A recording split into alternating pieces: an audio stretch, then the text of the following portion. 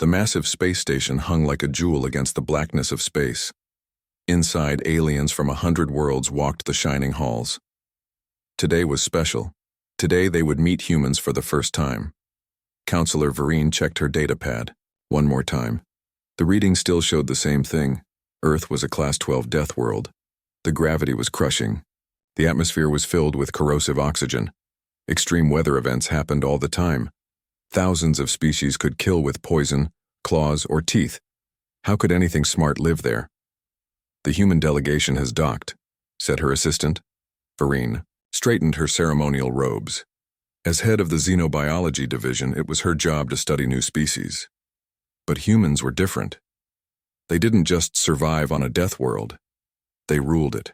Remember, she told the gathering of council members, these humans evolved on a planet that would kill most of us in minutes. They are tough.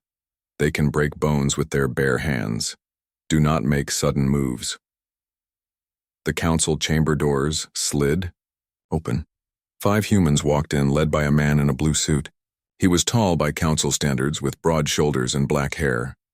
Next to him walked a furry 4-legged creature with a wagging tail. Panic erupted instantly. "Predator! There's a predator in the chamber!" screamed a delegate, leaping onto his chair. Security forces raised their weapons. The translators struggled to keep up with the shouting in 20 different languages. The human at the front held up his hands.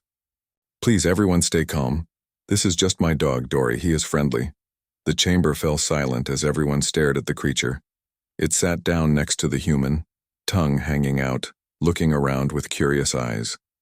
Ambassador Jin Ho said, Counselor Vereen, trying to keep her voice steady, "You brought a wild predator to a diplomatic meeting?" The human looked confused. "Dory isn't wild. He's domesticated. He's my pet." The word pet didn't translate well. The closest meaning in council standard was captive wild animal kept for study. "You mean this is a research specimen?" asked Vereen. "No," said Jin Ho, reaching down to pat the creature's head. The animal leaned into his touch, closing its eyes in what appeared to be pleasure. "Dory is my companion. He lives with me. Humans have kept dogs as pets for thousands of years." A murmur ran through the crowd. The concept was shocking. Most council species avoided wild animals at all costs. They built cities to keep nature out. The idea of living with a predator was unthinkable. A younger human woman stepped forward. "I'm researcher Yuna from Earth's xenobiology department. Perhaps I can explain." She activated a small projector she carried. Images appeared in the air, humans with all kinds of animals, small furry creatures sleeping on human beds, large animals carrying humans on their backs, flying creatures landing on human arms, scaled water dwellers swimming with humans. On Earth, humans have a long history of domesticating animals. We select the friendliest wild animals and breed them over many generations. The result is a new kind of animal that works with humans and enjoys human company. A blue-skinned delegate raised a trembling hand. "You're saying you change wild animals into non-wild animals?" "Yes," said Yuna. "We call it domestication. Dogs were once wolves, but now they're something different. They understand human emotions. They want to please us. They're part of our families." As if to prove her point, the dog Dory wagged its tail harder. "Impossible," shouted a council member from the back. "These must be tricks. No predator species can be trusted." Jin Ho frowned. "Dory is as trustworthy as any person in this room. Here, I'll show you." Before anyone could stop him, Jin Ho turned to a small alien child who had come with its parent. The child was hiding behind its parent's legs, but looking at Dory with curiosity rather than fear. "Would you like to pet him?" Jin Ho asked, kneeling. "Down." The chamber went completely silent. The child's parent froze in terror. "It's okay," said Jin Ho softly. "Dory loves children." The small alien looked up at its parent, who was too shocked to move. Slowly, the child stepped forward, reaching out a 4-fingered hand. Dory sat perfectly still, his tail gently wagging. When the child's hand touched his fur, he leaned forward and gave the small alien's face a gentle lick. The child giggled. a sound that needed no translation. Several council members fainted. Later, in the emergency council meeting, the chamber was in chaos. "We cannot allow these humans to bring their modified predators onto council stations. It's too dangerous," shouted one representative. "Did you see how that beast licked the child? It was tasting it before eating it," yelled another. "Counselor." Vereen called for order. When the room quieted, she said, "I've reviewed the data. These dogs do indeed appear to be genetically modified wolves, changed over thousands of years. The modifications seem to enhance their social bonding to humans while reducing aggression." "But why?" asked an insectoid council member. "What purpose do these creatures serve?" The doors opened again, and Jinho entered. This time, thankfully, without his pet. "If I may address the council?" he asked. Vereen nodded. "I understand our bringing animals has caused concern," Jinho said. "But you must understand that for humans, animals are more than just other species. They are our partners, our helpers, and often our emotional support." "Emotional support?"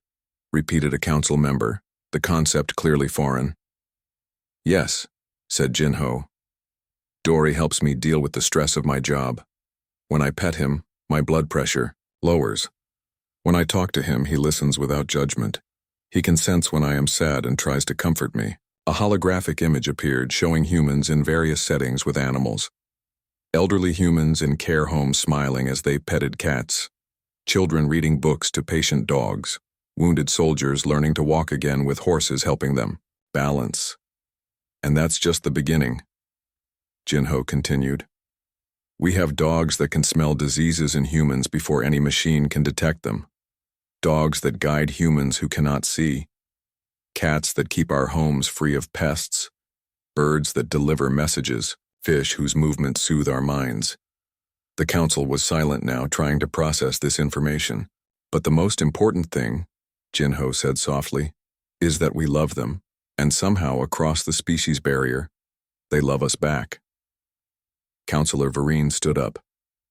"Ambassador Jinho, what you describe goes against everything we understand about nature. Predator and prey cannot coexist. Different species do not form families." Jinho smiled. "Then perhaps humans have more to show you than just our technology. Tomorrow, with your permission, we would like to demonstrate more of our animal companions. Maybe then you'll understand."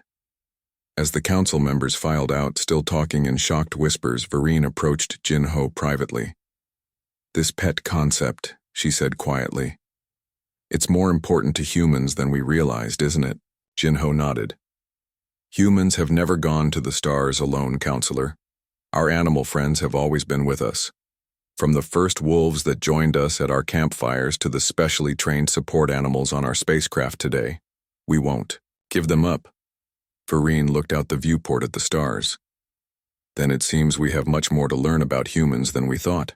3 days after the diplomatic incident, a large dome was set up on the neutral zone of the space station. Signs at the entrance read, "Earth Pet Symposium," in both human and council languages. Nervous aliens gathered outside, both scared and curious about what they would see inside. Dr. Taewan checked the environmental controls one last time. He was a tall man with kind eyes and steady hands. As Earth's leading veterinarian and xenobiologist, he had been called in to manage this important event. "Is everything ready?" asked Ambassador Jinho, walking up with Dory trotting beside him. "Yes," said Taewan.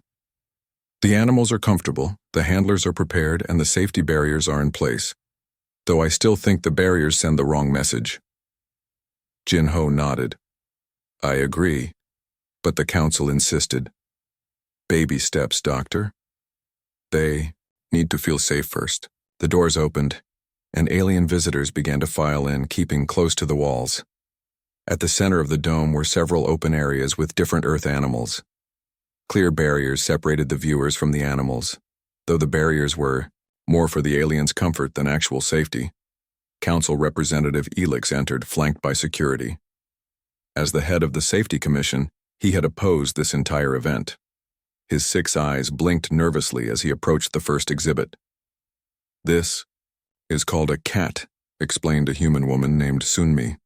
She held a small gray cat in her arms, stroking its fur. The cat purred loudly. What is that noise? Is it preparing to attack? Asked Elix, stepping back. Sunmi laughed. No, that's purring. It means she's happy. Would you like to touch her? Before Elix could refuse, Sunmi gently took his hand and guided it to the cat's head. The alien's fingers trembled as they touched the soft fur. The cat pushed its head against his hand and purred louder. It likes that? Elix asked in amazement. Yes, cats enjoy gentle pets, especially on their heads and under their chins, Sunmi explained. Elix slowly moved his hand under the cat's chin. The cat closed its eyes in pleasure. Fascinating, he whispered. Nearby, a small crowd gathered around. A human child who sat on the floor playing with a fluffy dog. The child threw a ball and the dog ran to get it, bringing it back and dropping it at the child's feet. The predator returns the object instead of keeping it? Asked an alien observer. Dogs like to play games with us, explained the child's father. They enjoy making us happy. Across the dome, more scenes unfolded. A woman demonstrated how her bird could speak simple words and solve puzzles. A man showed how fish followed his finger along the glass of their tank. Elsewhere, a group of humans rode horses in a small ring, showing how these large animals responded to the slightest touch or command. Elix moved through the exhibits, his initial fear slowly changing to cautious interest. Then he came to an area marked Wildlife Rehabilitation. There, a woman named Hana stood next to a large animal that made Elix freeze in terror. Is that a wolf? He asked, remembering the briefing that wolves were the wild ancestors of dogs. Yes, said Hana calmly. This is Maru. He was injured by a trap when he was young. We healed him, but he can't survive in the wild anymore, so he lives at our sanctuary. The wolf was much larger than the dogs Elix had seen, with sharp teeth visible when it yawned. But it lay calmly on the floor, watching the crowd with alert eyes. This animal is not domesticated, Elix confirmed, staying well back from the barrier. No, Maru is wild, said Hana. He tolerates humans because we raised him from a pup, but he's not a pet. Yet we can still work with him safely. To demonstrate, Hana took a piece of meat from a pouch and held it up. The wolf stood, its ears forward with interest. Hana gave a hand signal, and the wolf sat back down. Only then did she toss the meat to him, which he caught and ate quickly. You control it with food? Asked Elix. Not control exactly, corrected Hana. We work together using positive reinforcement. Maru knows that following certain signals leads to good things, but it's his choice.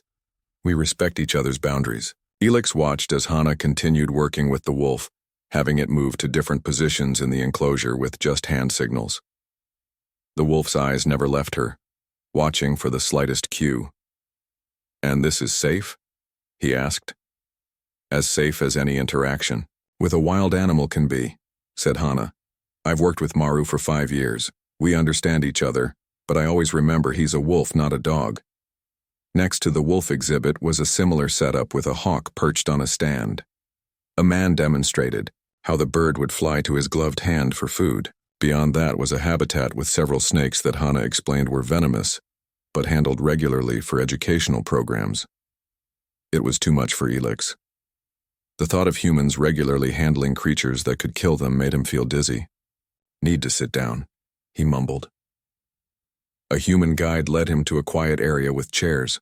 To Elix's surprise, a small dog was brought over to him. This one was different from the others he had seen. It wore a vest with words on it. This is Bomb, said a man named Do Hyun. She's a therapy dog. She's trained to provide comfort to people who are stressed or overwhelmed. Before Elix could object, the small dog put its paws on his lap and looked up at him with soft brown eyes. Something about its gentle gaze made Elix relax slightly. May I? He asked, raising his hand hesitantly. Of course, said Do Hyun. Elix gently stroked the dog's head. Its fur was incredibly soft. The simple, repetitive motion and the dog's warm presence had a strangely calming effect. Your species is puzzling, Elix said after a few minutes. You Come from a planet filled with dangers, yet you form bonds with its predators. You could have exterminated these animals as we did on our worlds, yet you choose to live alongside them. Do-hyun smiled. Humans learned long ago that it's better to make friends than enemies when possible. The animals of Earth have much to offer us if we treat them with respect. But is it not dangerous? Elix asked, still petting Bomb. Life is always dangerous, Do-hyun replied. But it's also richer with other species as our companions. As the symposium continued, news spread throughout the station. More aliens came to see the Earth animals. Some stayed at the back, too frightened to approach. Others, like Elix, found themselves drawn closer, fascinated by the relationships they witnessed. By the end of the day, Elix stood with Ambassador Jin-ho, watching children from both human and alien families tentatively interacting with gentle dogs and cats. I still don't fully understand, Elix admitted, but I see that there is something special in how humans relate to other species. Jin-ho nodded. It's one of our greatest strengths, I think. We see the value in diversity. Every species has something to teach us. As they talked, a small alien child laughed in delight as a puppy licked its face. The child's parent looked nervous but didn't intervene. Perhaps, said Elix slowly, we have been too quick to separate ourselves from the natural worlds of our planets. Perhaps we have lost something important in doing so. Jin-ho smiled. The symposium will run for a week. There's much more to see. Tomorrow we'll demonstrate how animals help humans with disabilities, how they assist in search and rescue, and how some can even detect diseases. I will return, said Elix, surprising himself with the realization that he meant it. These Earth creatures are frightening but also fascinating. As Elix left the dome, he found himself wondering what it would be like to have a companion that chose to be with you simply because it wanted to. The concept was alien to him, yet somehow appealing. Perhaps, he thought, humans had discovered something that the rest of the galaxy had overlooked. 2 months after the Pet Symposium, word about Earth's animals had spread across the galaxy. The official council position remained cautious, with public warnings about the dangers of Earth fauna. But privately, many aliens had become fascinated by these creatures that could form bonds with other species. Sungmin sat in a dark corner of the space station's lower market, sipping a drink and watching the crowd. He had trained animals for 20 years on Earth before joining the diplomatic corps as an animal welfare advisor. Something didn't feel right about the alien in the blue cloak who had been asking questions about Earth pets all week. The alien approached again, sliding onto the seat across from Sungmin. Have you considered my offer? Asked the alien in a low voice. His translator made his words sound scratchy. I'm still not sure what you're asking for, Sungmin replied carefully. The alien looked around, then pushed a datapad across the table. On it was a list of Earth animals with prices next to them. My clients will pay very well for genuine Earth creatures, the alien said. Especially the predators. Sungmin felt cold. He had suspected something like this might happen, but seeing it confirmed made his stomach turn. These animals need special care. They can't just be shipped across space to owners who don't know how to look after them. The alien waved a hand dismissively. Rich collectors don't care about that. They want rare things. Earth animals are the newest rare thing. And if the animals die because they're not cared for properly, then my clients buy new ones, the alien said with a shrug. Are you interested or not? You work with the animals at the Earth Embassy, you have access. Sungmin pretended to think about it. Maybe. But I need to know more about your operation first. How do you transport them? Where do they go? The alien hesitated, then seemed to decide Sungmin could be trusted. We have special containers that trick the station's scanners. We ship them through regular cargo routes. I can show you our facility, but you must come alone. Tomorrow, Sungmin agreed, and I want to see your client list. After the alien left, Sungmin tapped a hidden communicator on his wrist. Ji-woo, did you get all that? Every word, came the reply. Ji-woo was a council security officer who had become friends with Sungmin after the Pet Symposium. She was one of the few aliens who truly understood why humans cared so much about animal welfare. "I don't like this," Sung-min said. "If I'm right, there's a whole smuggling operation, stealing Earth animals. Be careful," Ji-woo cautioned. "My superiors won't care much about this. Many council members still think Earth creatures are just dangerous curiosities." "That's why we need proof," said Sung-min. "I'll meet you after I see their facility." Blime. Next day, Sung-min followed the alien smuggler through the maintenance tunnels of the station's cargo area. They passed through sections that weren't on any public maps. Finally, they arrived at a sealed door. The smuggler entered a code and the door slid open. Inside was a nightmare. The room was filled with small cages containing Earth animals. Dogs, cats, birds, and even some wild animals were packed into spaces too small for them. Many looked sick or scared. The air smelled terrible. "This is wrong," Sung-min said, unable to hide his horror. "These animals are suffering." The smuggler seemed confused by his reaction. "They're just animals. Our clients pay top price for them, especially after that demonstration your people put on. Everyone wants the status of owning a creature from the deadliest planet in the galaxy." Sung-min spotted a large cage in the back with a tiger pacing inside. The magnificent animal barely had room to turn around. Its eyes were dull with misery. "Where did you get that?" he demanded. "Special order for Undersecretary Tholax," the smuggler said proudly. "Cost a fortune to acquire from your planet's wildlife preserve. He collects dangerous specimens." Sung-min knew the name. Tholax was one of the council members who had most strongly spoken out against Earth animals in public. The hypocrisy made Sung-min's blood boil. "I need to check these animals," he said, trying to sound professional. "If you're going to sell them, they at least need to be healthy." The smuggler allowed him to move around the room. While pretending to examine the animals, Sung-min secretly used a small device to scan the facility and document the conditions. His heart broke seeing the suffering around him. "I'll help you," he told the smuggler, hating himself for the lie but knowing it was necessary. "But we need better conditions.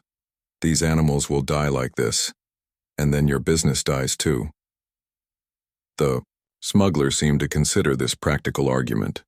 "Perhaps you're right. Tholax complained that the last shipment didn't survive long enough. What do you suggest?" "Let me take measurements and make a list of supplies," Sung-min said.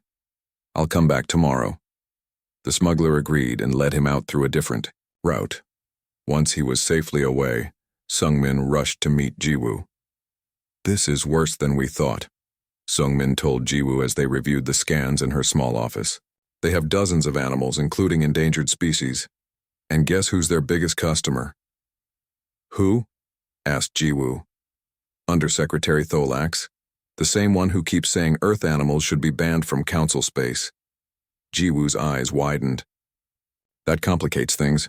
Tholax has many friends in high places. We need to shut this down," Sung-min insisted. "Those animals are suffering. Some won't survive another week in those conditions." Ji-woo thought for a moment. "I have an idea, but it's risky, and we'll need help from your ambassador. 3 days. Later, Sung-min returned to the smuggling facility with a crate. "Special food supplements," he explained to the smuggler, "to keep the animals healthier for transport." While the smuggler was distracted examining the contents, Sung-min slipped tiny tracking devices onto several cages. Most importantly, he managed to place one inside the tiger's collar. That night, he and Ji-woo tracked a shipment leaving the facility. As expected, it went straight to Undersecretary Tholax's private residence on the station. "Now we wait," said Ji-woo. They didn't have to wait long. Just before midnight, alarm signals blared across the station. Emergency messages flashed on all screens. "Dangerous Earth predator loose in Section 7. All residents stay in secured areas." Sung-min and Ji-woo rushed to the scene knowing exactly what had happened. The tiger had escaped. Tholax hadn't known how to properly secure its cage. They arrived to find chaos. Council security forces were surrounding Tholax's residence, weapons drawn. The Undersecretary himself was shouting at them from behind a locked door. "Don't kill it. Do you know how much I paid for that specimen?" Ambassador Jin Ho arrived minutes later with Dr. Tae-wan and a small team of human animal handlers. We can help, Jinho told the security chief. Our people know how to safely capture the animal, without harming it. The security chief looked skeptical but desperate. Fine, but we'll stand ready to shoot if necessary. The human team entered the residence carefully. Through the security feeds, Sungmin and Jiwoo watched as Dr. Taewon calmly approached the frightened tiger, speaking softly and moving slowly. The great cat was cornered and snarling, its tail lashing back and forth. Instead of using force, Taewon set down a tranquilizer gun and began using hand signals. Amazingly, the tiger's posture changed slightly.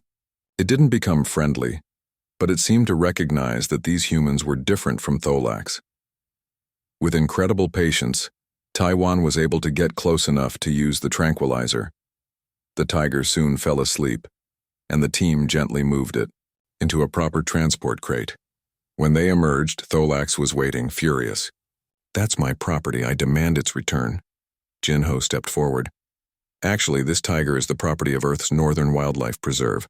It was stolen 3 weeks ago, and you, Undersecretary, appear to be involved in illegal animal trafficking. Cameras from news outlets were capturing everything. The story of a council leader secretly collecting dangerous Earth animals while publicly condemning them was too good to ignore. Sungmin watched with satisfaction as Tholax was taken away for questioning. The security teams had already moved to raid the smuggling facility based on Jiwoo's evidence. What will happen to the animals? Jiwoo asked. They'll go to our new wildlife care center on the station, Sungmin replied. Then we'll arrange transport back to Earth for those that can travel. As they walked away from the scene, Jiwoo looked thoughtful. Your people understand something mine don't, she said. Animals aren't just things to fear or use. They're living beings worthy of respect. Sungmin nodded. That's what makes a good pet owner, or just a good person. Respect for all life, not just your own kind. 1 month after the animal smuggling scandal, the council called a special meeting. The Great Chamber was packed with representatives from all member species. The topic: what to do about Earth animals in council space. Ambassador Jinho stood at the center of the room. Behind him sat Dr. Taewon and several other humans with animals by their sides. These were not pets but working animals: a guide dog for the blind, a seizure alert dog, and a therapy cat. Each animal wore a special uniform marking it as a service animal.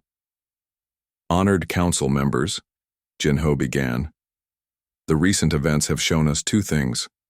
First, there is great interest in Earth animals throughout the galaxy. Second, without proper knowledge and training, this interest can lead to harm for both the animals and others. Images appeared on the large screens around the room, showing the rescued animals from the smuggling operation. Many still looked thin and scared. This is why I proposed the Deathworld Conservation and Education Program, Jinho continued.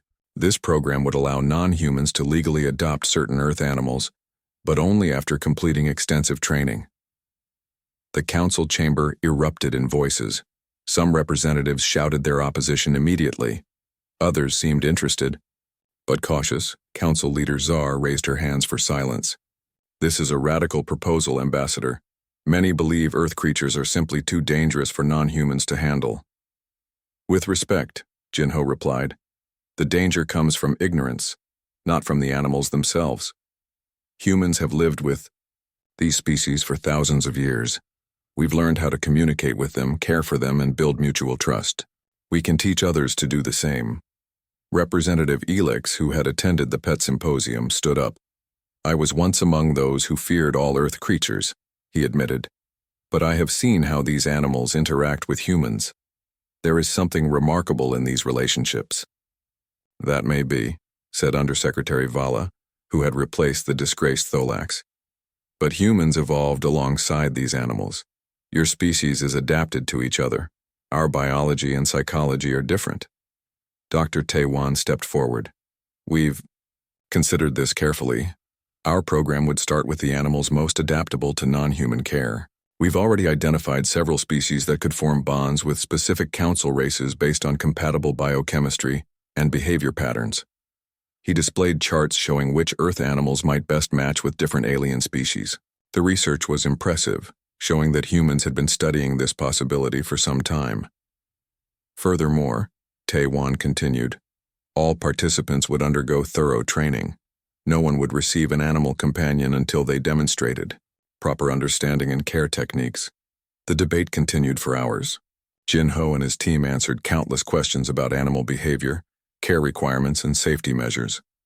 Some council members remained firmly opposed, but others began to show interest. Then, suddenly, an alarm blared through the chamber. Security. Alert, announced a voice over the speaker system. Laboratory containment breach in Research Section 12. Toxic specimen loose in the ventilation system. Panic spread through the room. Research Section 12 was just 2 levels below the council chamber. All personnel evacuate to safe zones, the voice continued. Special containment team en route. Estimated arrival, 15 minutes. 15 minutes was a long time if something dangerous was in the air vents. Council members rushed toward the exits, pushing and shoving. Do-hyun, one of the human delegates, stepped forward with his service dog Bomb. The dog was a medium-sized animal with short, brown fur and an alert expression. She wore a vest with the words "Search and Rescue" on it.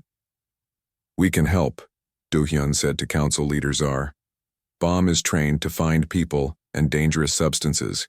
She might be able to locate your escaped specimen." Zar looked skeptical, but the situation was desperate. "What do you need?" "A sample of the scent, if possible, and access to the ventilation system." A research assistant hurried over with a sealed container. "This is the same substance but sealed. Will it work?" Do-hyun nodded and carefully allowed Bomb to sniff the container without opening it. The dog's nose twitched as she memorized the scent. "Now we need to get to the vents," said Do-hyun. Council Leader Zar led them to a maintenance access point. Do-hyun gave Bomb a hand signal and the dog immediately began sniffing along the edge of the vent. Her body language changed when she caught the scent. "She's got it," Do-hyun said. He attached a long line to Bomb's harness. "She'll follow the trail. We can track her position from this monitor." For the next 10 minutes, the council members watched in amazement as the small dot on the screen moved through the station's ventilation system. Bomb followed the scent trail through the maze of ducts and passages. Finally, the dot stopped moving. "She's found something," Do-hyun said. He spoke into a communicator attached to Bomb's vest. "Good girl, Bomb. Stay." The maintenance team rushed to the location Bomb had identified. There they found the escaped specimen, a small container of experimental algae that had fallen into a vent and broken open. Bomb sat calmly guarding it, careful not to touch the potentially dangerous substance. When the containment team arrived, they were able to safely collect the specimen and clean the area. Bomb was thoroughly checked for contamination, then allowed to return to the council chamber with Do-hyun. The room erupted in applause when they entered. Even the representatives who had been most against Earth animals looked at Bomb with new respect. "This is exactly what we've been trying to explain," Jin-ho said when the room quieted. "Earth animals aren't just companions. Many have skills and abilities that can be tremendously helpful. They can do things that technology sometimes cannot." Council Leader Zar nodded slowly. "I believe we have seen a demonstration of that today." She turned to the other council members. "Perhaps it is time to reconsider our position." After more discussion, the council voted to approve a pilot version of the Deathworld Conservation and Education Program. It would be limited in scope at, first, only certain species of animals would be included, and only a small number of carefully selected non-humans would be allowed to participate. Representative Elix was among the first to volunteer. "I would like to learn more about these Earth creatures," he said. "Perhaps I could start with something small." Dr. Tae-wan smiled. "I think we have just the thing for you." The next day, Elix stood nervously in front of a small tank in the Earth Embassy. Inside swam several golden fish moving peacefully through the water. "These are called goldfish," explained Dr. Tae-wan. "They're one of the easiest Earth pets to care for, and they have no teeth or claws to worry about." Elix watched the fish swim back and forth, their scales catching the light. "They're beautiful," he said, sounding surprised. "And they don't mind living in small spaces?" As long as the water is clean and they're fed properly, they're quite content, Taiwan said. Would you like to try feeding them? Elix hesitantly took the small container of fish food. Following Taiwan's instructions, he sprinkled a tiny amount on the water's surface. The goldfish immediately swam up, their mouths opening and closing as they ate the flakes. They recognize that food comes from above, Elix said with wonder. They're smarter than they look. Most creatures are, said Taiwan. That's one of the things we've learned on Earth. Never underestimate another species. As Elix continued to watch the fish, Ambassador Jinho stood with Council Leader Czar in the doorway. It's a small step, Jinho said quietly. But an important one, replied Czar. Your Earth saying about journeys beginning with single steps seems appropriate. Jinho smiled. I have a feeling this journey will take us all to some unexpected places. In the months that followed, the program slowly expanded. More aliens joined the training classes, learning about Earth animal care and behavior. Some, like Elix, started with simple creatures like fish or small reptiles. Others worked with trained professionals to interact with dogs and cats. There were challenges and misunderstandings along the way. Cultural differences sometimes led to confusion about animal needs and behaviors. But slowly the barriers began to break down. The aliens who participated in the program began to see Earth animals not as monsters from a Deathworld, but as living beings worthy of care and respect, and that Jinho thought was the greatest success of all. 1 year had passed since the start of the Deathworld Conservation and Education Program. What began as a small pilot project had grown beyond anyone's expectations. Now, the first interspecies companion animal exhibition was about to open its doors. Are you sure this is a good idea? Dr. Taiwan asked as he helped Ambassador Jinho adjust his formal robes. Jinho smiled. No, but the best ideas rarely start as good ones. They stood at the entrance to an enormous dome that had been built specifically for this event. Already, crowds of both humans and aliens waited outside. News crews from across the galaxy had set up their equipment. This was the most watched event in Council space since first contact with Earth. The Galactic Pet Show, Jinho read from a large sign above the entrance. Not the formal name we chose, but I suppose it gets the point across. Inside the dome, hundreds of participants made last-minute preparations. The space was divided into different areas: competition rings, educational exhibits, demonstration zones, and rest areas for the animals. Humans moved about with their companion animals, now a common sight on the station. More surprising were the aliens who also had Earth animals with them. Representative Elix hurried over, a small container in his hands. Inside swam several beautiful goldfish with flowing tails. Ambassador, Dr. Taiwan, I've been looking for you, Elix said excitedly. I wanted to show you how well my goldfish have grown. They're entered in the aquatic display category. Taiwan examined the fish with a professional eye. They look very healthy, Elix. You've done an excellent job with their care. Elix beamed with pride.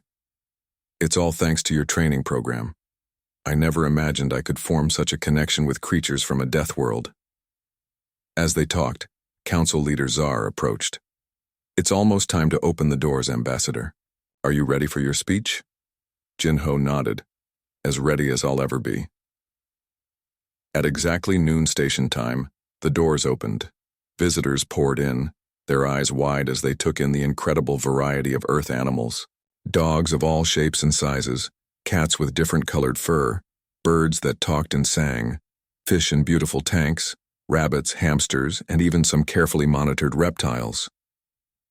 Jinho stepped onto the central platform and raised his hands for attention. Welcome everyone to the first interspecies companion animal exhibition, he said, his voice carrying through the speakers. 1 year ago, many thought it was impossible for non-humans to safely interact with Earth animals. Today, we celebrate how wrong that assumption was. The crowd applauded, especially those aliens who had joined the program and now had animal companions of their own. Throughout today, you'll see demonstrations of the many ways humans and animals work together. You'll meet aliens who have formed their own bonds with Earth creatures, and you'll learn about the rich history of companionship between different species. As Jinho concluded his speech, the exhibitions began. In one ring, humans showed how dogs could be trained to follow complex commands. In another, cats demonstrated their agility by navigating obstacle courses. Nearby, birds showed off their intelligence by solving puzzles and mimicking sounds. But the most popular events were those featuring aliens with their animal companions. Next, in our novice training demonstration, announced the event coordinator, please welcome Junior Diplomat Ziv with his companion Milo. The crowd watched in amazement as a tall, blue-skinned alien entered the ring with a black and white cat walking calmly beside him. Using hand signals, Ziv guided the cat through a series of simple behaviors: sitting, offering a paw, jumping onto a platform, and returning when called. Absolutely remarkable, murmured a council member standing near Jinho. 6 months ago, Ziv was terrified of all Earth animals. Now look at him. The demonstrations continued throughout the day. There were competitions for the most well-groomed animals, the best trained, and the strongest human-animal or alien-animal bond. Near the end of the day came the most anticipated event, the service animal demonstration. This would show how animals helped people with special needs. A young human girl named Minji rolled onto the central platform in a mobility aid. Her legs didn't work properly due to an illness she was born with. Beside her walked a golden dog named Haru, wearing a special harness. "Hello," Minji said to the audience. "This is my friend and helper, Haru. She's been with me for 3 years. Today I want to show you some of the ways she helps me." Minji demonstrated how Haru could pick up dropped items, open doors, press elevator buttons, and even help her transfer from her mobility aid to a chair. The dog worked with incredible focus, always attentive to Minji's needs. "But the most important thing Haru does," Minji said, "is just be my friend. When I'm sad or scared, she knows. She puts her head on my lap and stays with me until I feel better." As if on cue, Haru gently placed her head on Minji's lap. The girl smiled and stroked the dog's soft ears. The audience was silent, moved by the obvious bond between the human child and her dog. "This," said Ambassador Jinho quietly to Council Leader Zar, "is what we've been trying to show you all along. This is why Earth animals matter to us."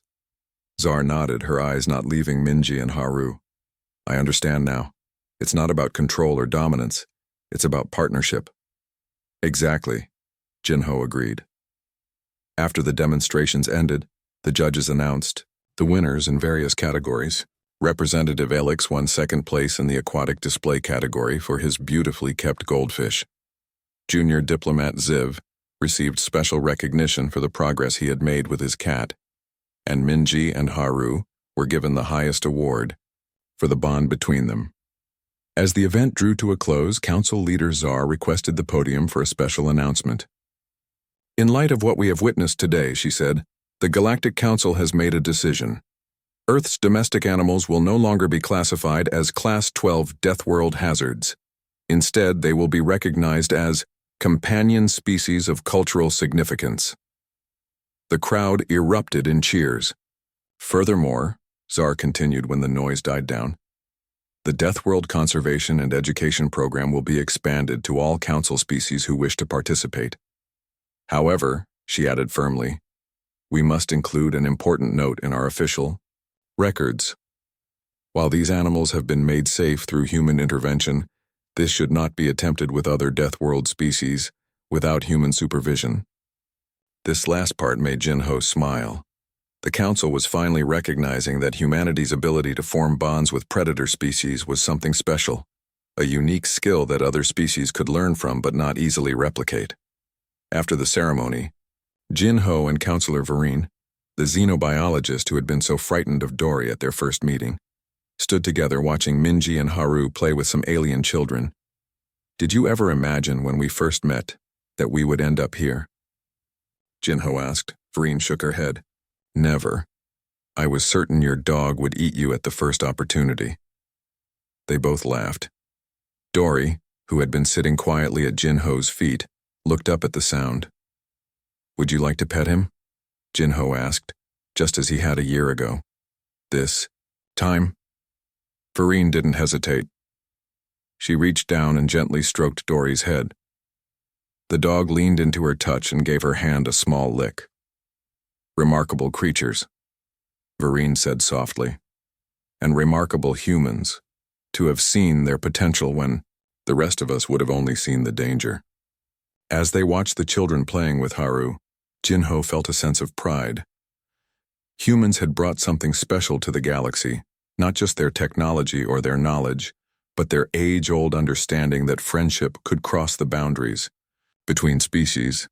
It was, he thought, perhaps humanity's greatest gift to the stars.